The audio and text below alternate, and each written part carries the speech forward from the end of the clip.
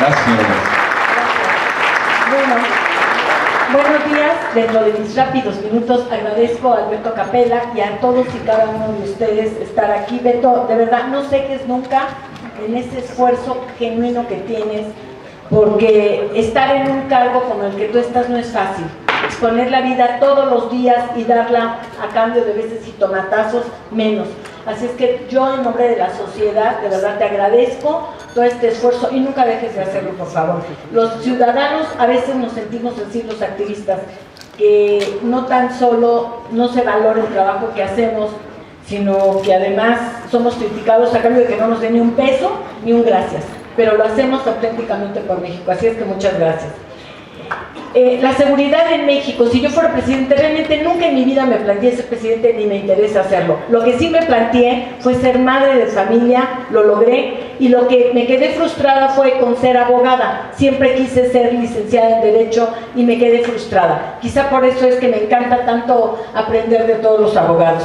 Y les decía que en este círculo que ustedes ven en pantalla contiene todo lo que yo, si yo fuera presidenta, haría, que es una política integral, pero transversal también. Es decir, no podemos ver el tema de la inseguridad o de la seguridad como un tema aislado. Es un tema que es multifactorial y como tal hay que atenderlo. Pero otra cosa muy importante, también cada estado representa un reto. No es lo mismo combatir la inseguridad en la frontera que en el centro del país o que en el sureste del país, y hay que entenderlo y atenderlo de esa manera. También quiero decirle a todos los mexicanos que sí contamos con un presupuesto para poder llevar a cabo todas estas acciones. Este sería suficiente, y es suficiente si no fuera a parar a bolsillos de campañas políticas o de malos funcionarios, pero sí es posible atender el tema de la inseguridad y sí tenemos el presupuesto.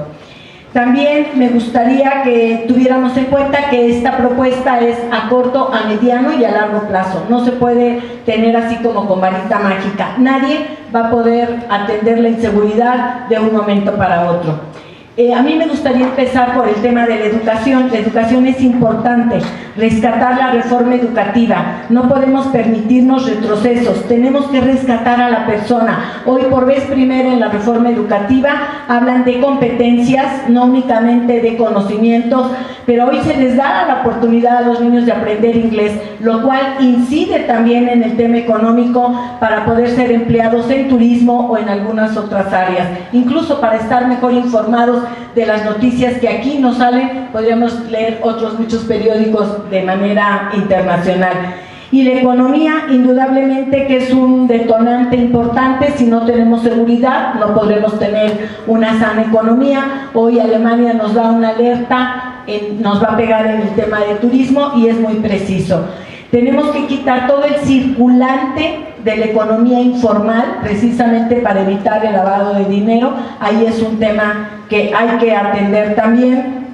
Las policías se tienen que invertir de manera importante, más allá de lo que dijo el comisionado, de los cambios jurídicos. Hay que invertir económicamente en la policía. Tenemos que tener policías suficientes y capaces y confiables.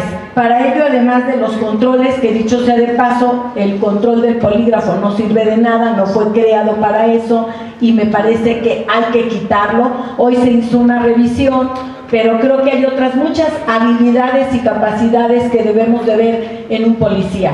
Pero aquí hay que tener una buena administración de la policía. No basta con tener buenos policías y confiables. Tenemos que tener buenos administradores de las policías para darle tareas concisas, precisas y eficaces.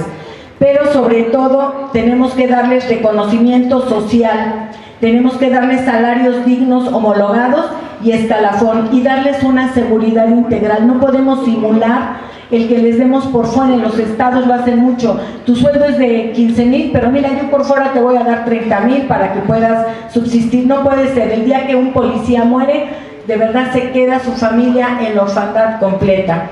Lo mismo también tenemos que ver en el tema de prevención integral. Todo lo anterior forma parte de la prevención integral, pero pero tiene que ver además con irnos a lugares donde sabemos que está generándose el problema. Hoy el CISEN, la Comisión Nacional y todos generamos información de dónde están ocurriendo los delitos, a qué horas y quién los está cometiendo.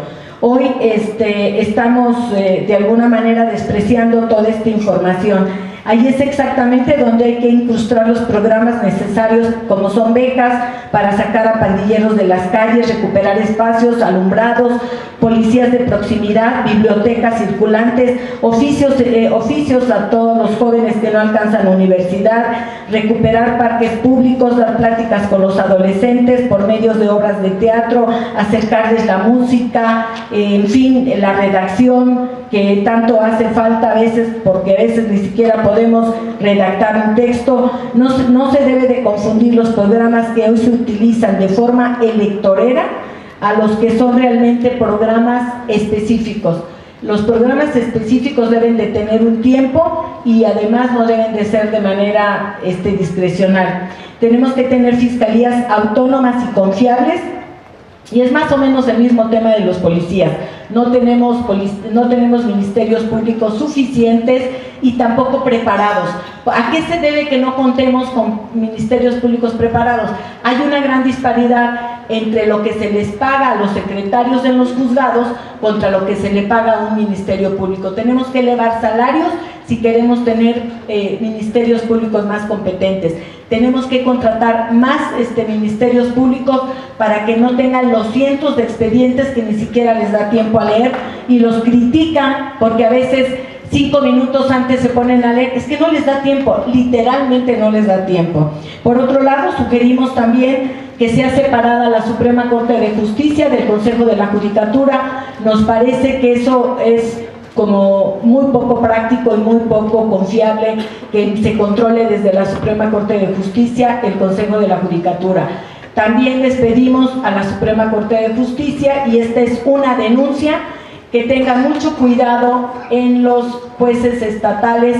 Están siendo cooptados por la delincuencia organizada. En Michoacán, los jueces, y por eso hago la denuncia, en Michoacán, los jueces están siendo cooptados por miedo por la delincuencia organizada y están dejando salir a secuestradores. Por lo menos han dejado salir a 15 casos diferentes a secuestradores, porque ahí específicamente hay abogados del narcotráfico que son los que controlan los juzgados. Eso no puede suceder y tenemos que cambiar e implementar una situación diferente para poder resolver. Y para eso pedimos indudablemente juzgados especializados y además en delincuencia organizada que sean capacitados por jueces italianos o americanos, que no les tiemble la mano a la hora de poder emitir una resolución. Tenemos el tema de la corrupción, que ahí se va a hablar muchísimo del tema, pero creo que si tuviéramos gente honrada y procesos tecnológicos digitales a larga distancia, se acabaría mucho de la corrupción que hoy tenemos, se acabarían los folders con dádivas.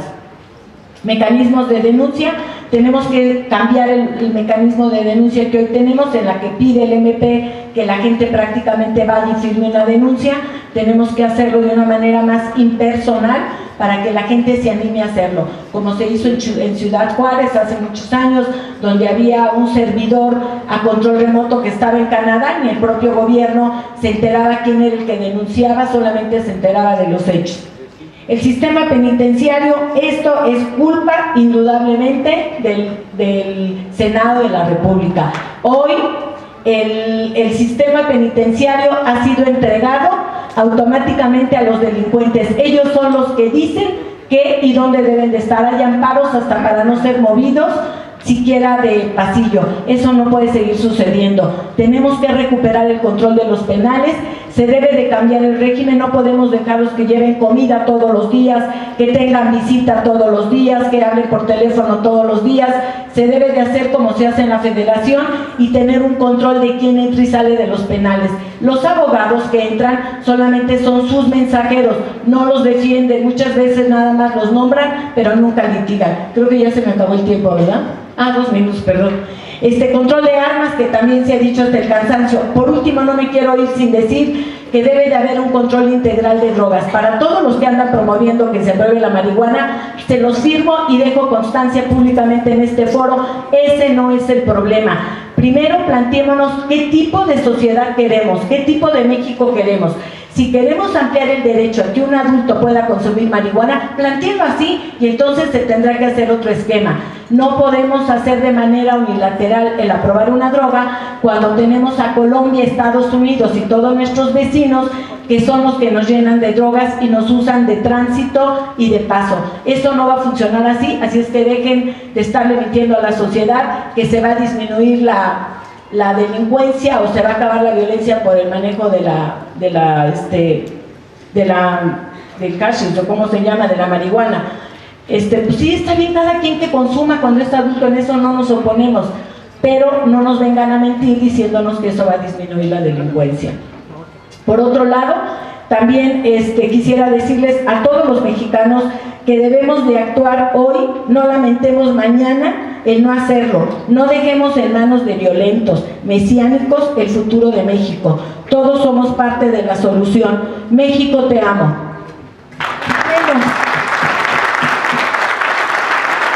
Gracias. Como un premio a haberlo hecho también, me permite una pregunta a la señora Wallace. Este gobierno lanzó a principios, y vamos a tener un testimonio muy importante al respecto, aquí entre los panelistas, lanzó un programa nacional de prevención del delito. Hoy es un zombie, le quitaron la vida, le quitaron el presupuesto, entonces ya no existe, aunque está por ahí vagando burocráticamente, digamos. Usted ha hecho un muy reconocido registro, entre otras cosas, pero se ha hecho ya una marca, digamos, saber qué dice el registro de la señora Wallace de cómo van los secuestros, y eso nos ayuda a tener un parámetro. Le pregunto en un minuto, ¿cuál sería su valoración después de andar por toda la República revisando, entre otras cosas, el secuestro, de lo que cambió o no cambió, lo que llamamos tejido social, alguien más lo llama cohesión comunitaria, es decir, la convivencia o los factores que luego parecen favorecer una situación de crimen o favorecer que nuestros jóvenes sean capturados por las bandas criminales, dicho de otra manera? ¿Cómo valora usted el esfuerzo de este gobierno en ese sentido? En un minuto, para también cerrar ya con ese acento que queríamos también de este panel. Gracias.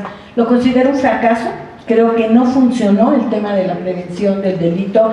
Se hicieron cosas aisladas, pero hoy vemos a una sociedad cooptada por el crimen organizado, en la que lo que ha dejado de hacer el Estado, que es proporcionarles un medio lícito de empleo, de estudio, se los da el huachicol porque hacen una derrama económica importante, o la droga, o la venta de armas, o el narcomenudeo, o en fin, muchísimas otras actividades. Hoy vemos por vez primera a sociedad civil pagada por el narco, defendiendo a narcos, como fue el caso de Sinaloa cuando capturaron al Chapo Guzmán, y en fin, creo que faltó muchísimo por hacer. Creo que no haberle dado los recursos y haber hecho un plan transversal viendo exactamente dónde estaban los puntos que había que atacar hizo que este programa fracasara. Repito, sí, reconozco que hubo algunos esfuerzos aislados.